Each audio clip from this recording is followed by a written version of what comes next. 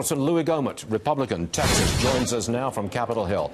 Louis, your reaction to this hardline ending of the June 12th summit? Well, Stuart, this is the thing I really appreciate about Donald Trump. He's not being Jimmy Carter, or Bill Clinton, or Hillary Clinton, or John Kerry, or Obama, and rushing over to beg totalitarian evil people to please let us work out some deal. That is not what he does. He doesn't go running to the Middle East and looking for people he can bow to. He says what he's going to do, and then he does it. Okay. And that's something that Kim Jong-un, Kim Jong-il, wherever those guys may be, they can count on Donald Trump. He is going to do what he's said he's going to do. Would you hold on a second, because I'm just getting some response from leading Democrats, specifically Senate Minority Leader Charles Schumer. He just tweeted this: "Many of us feared that the summit between POTUS, President of the United States, and Kim Jong-un would be a great show that produced nothing enduring.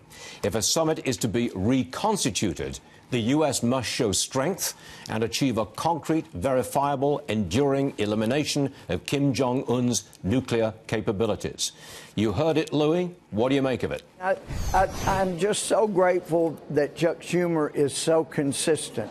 I think that is his greatest attribute. But unfortunately, it puts him in the category as all the naysayers when Reagan was trying to work out deals. And when he walked away from Reykjavik, and all people that think like Schumer were just, it's at the end of the world, it's the worst thing, not realizing that what Reagan did in turning around and walking away, saying, no, we're not going to give up on something that important, ended up bringing down the Soviet Union, making America stronger than it had ever been. That is, until Bill Clinton and Obama got through with us. Okay, so look, the summit is off. We don't know any response yet from North Korea. Oh, listen, let me tell you, it won't be off permanently, because North Korea is going to find out now what he didn't realize was that Trump was serious about. There will be a price that North Korea will pay, and Donald Trump will lead us in getting that price for them, and then it will be the North Korean leader that will come back begging to have some kind of talk. What do you think the next step is? I think it is immediately taking steps to, just like Trump is talking about with Iran, putting the toughest sanctions they can imagine, turning up the heat even more on China.